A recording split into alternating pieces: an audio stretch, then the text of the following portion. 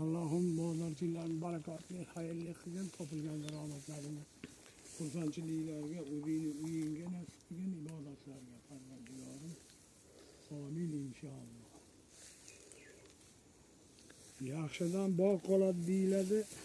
Eski kitoblarda, opoddalarda gaplarida shu bog' qilishga harakatimiz, niyatimiz qachondan bir mana inshaalloh erishdik.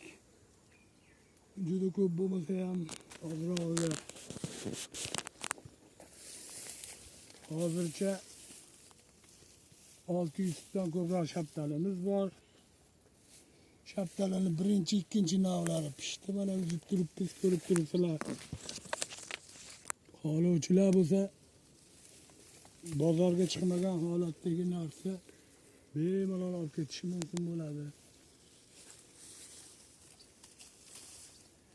Mana shu ko'rib turgan shaptallaring.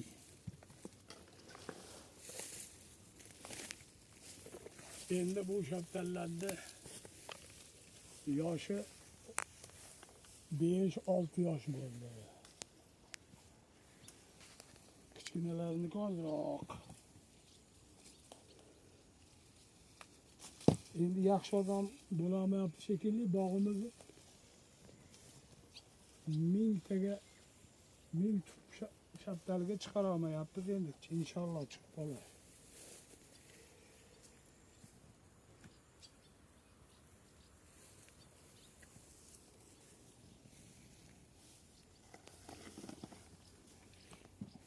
Payg'ambarimiz Muhammad Mustafa sallallohu alayhi va sallam Mint bog'lariga xurmo ko'chatini ekkan.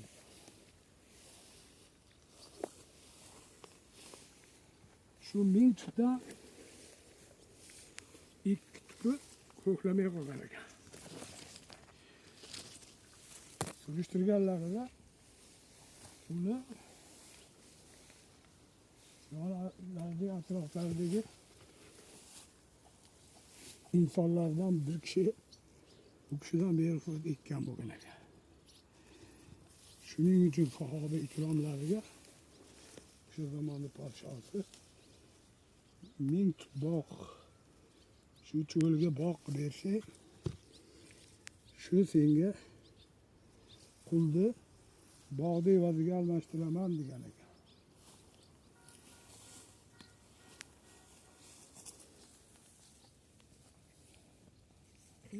Sharofati bilan